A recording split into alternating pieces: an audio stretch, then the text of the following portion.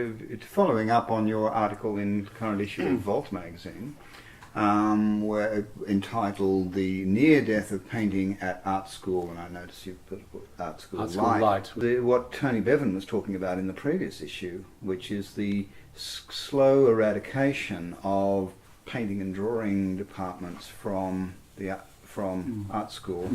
And given your recent experiences at RMIT and your protest to try and save art from RMIT some years ago now, I'm just wondering what your perspectives on that might be. My battle with RMIT was, and on behalf of the students, is part of a larger picture, I think, and it turns out now sort of globally in the West, where painting and in particular art schools are being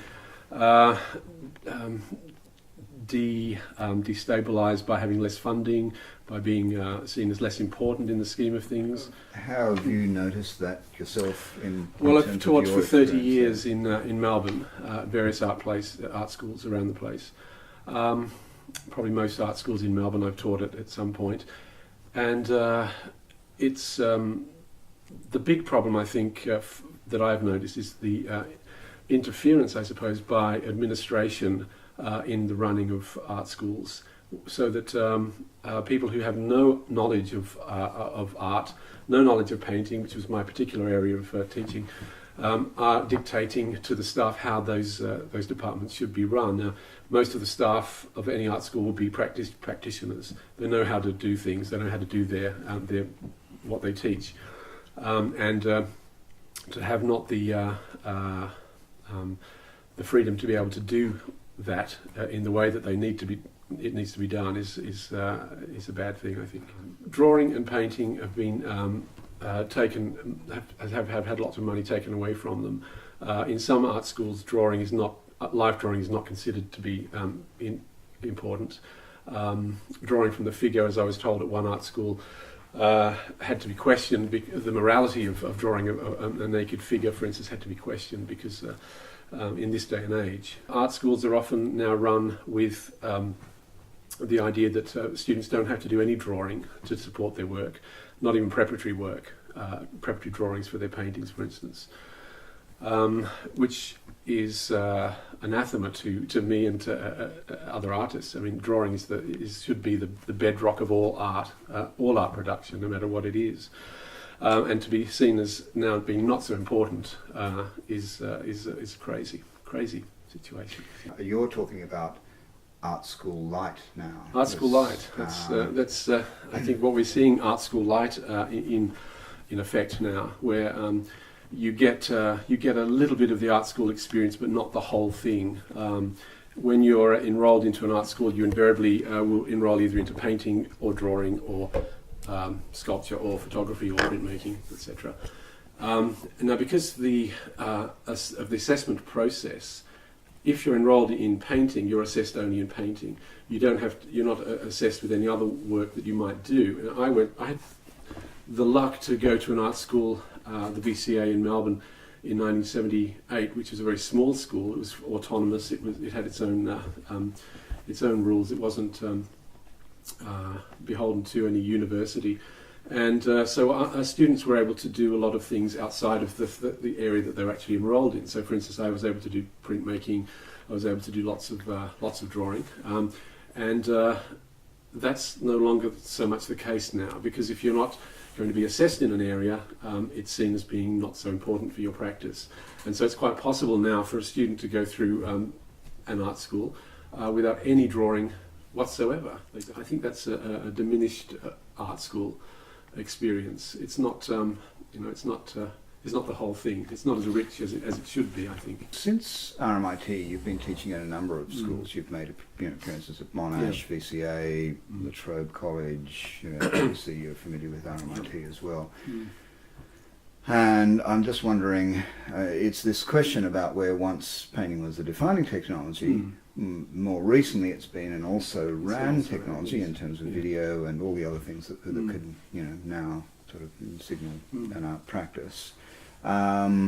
You also suggested in a recent conference the idea of bringing painting back into the field in the context of contemporary. It would seem like painting has become the final taboo within the context of contemporary art. Yeah, I think I was at a conference a while ago where we were just a little toing and froing about what would be the ultimate art school for the 21st century and beyond. And the artists around the table were there were two new media or digital artists on the table. I was the only painter on the table of I think there were about 10 people around the table. I was naturally pushing for nice big art painting studios with proper ventilation, and which is important. And my suggestion of a painting studio at all was actually met with complete silence. And as I sort of kept on talking, somebody turned to me and said, digital artist turned to me and said, "I think the operative word here is contemporary art school." As if painting was no longer even on the table. It wasn't even, it was so old hat and old fashioned that why would you even bother to have it? Has painting actually had its day? I mean, what's painting's place in... I don't think it has. Yeah. As a painter, I can't think that it has. I mean, I have to think that it has, it's been going for so long. Well, really on the timeline, painting, if painting is this long and digital art, new media is this long in the length of it, how can that usurp everything else? I think it's ridiculous, and I think painting is always going to be there. As a practitioner, as an artist, I've never really thought about where the works are going to end up. I paint for myself. I make the work for myself primarily, and if somebody buys it, they buy it. That's good, but that's always a bonus, and not to be counted on.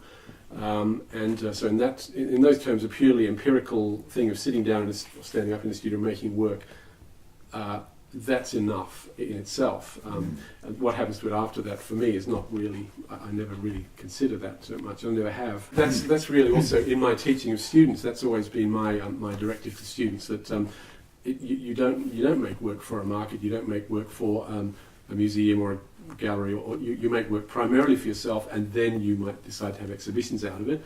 There's an awful lot of corporate painting going on in art schools. From both teachers and students now. I think they've been guided in towards a sort of corporate way of thinking about their work, which I think is also a hindrance to the development of things.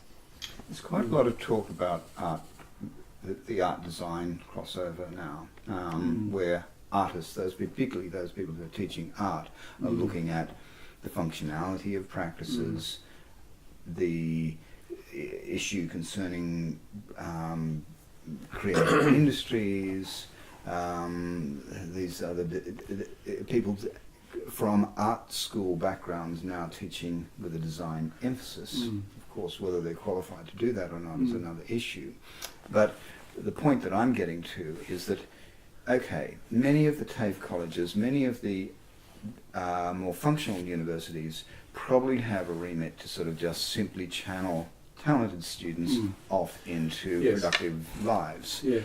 Do you think there remains a place for an art school that is specifically concerned with the production of art? Absolutely. Absolutely. I think you're talking about here? Absolutely. I think, and the word on the streets, so to speak, is that students are looking for an alternative to the models that are available at the moment, officially available to them. I think there's a desire for people to actually be taught under mentorships, for instance, from practitioners. I've certainly been doing a lot of that sort of teaching privately recently, where people have become quite dissatisfied with the available options at an art school, and want really to learn just the basic nuts and bolts of how to put a picture together, conceptual and technical. And I think that there's a move towards that, and I think that it's about time that happened. Actually, I think it's been wanting to be happening for some time. I think, and I think there's more of a demand for that from ex-students and also current students,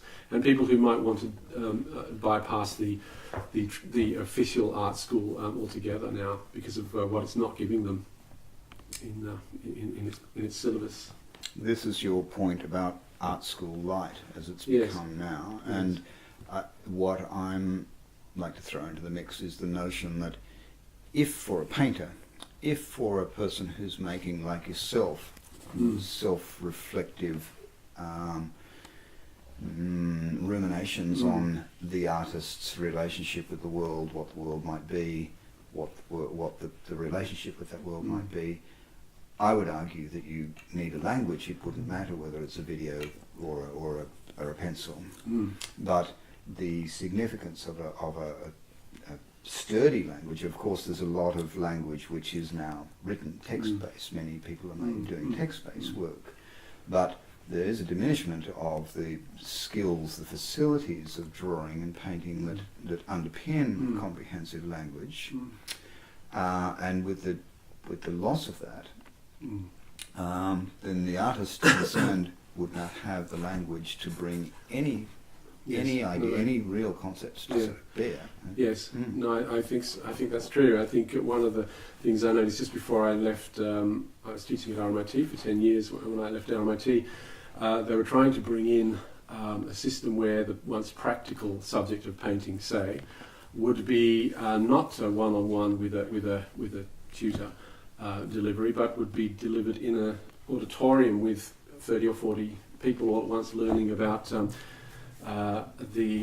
talking about the practice of painting rather than actually doing it, because it gets more people in, they can educate more people at once.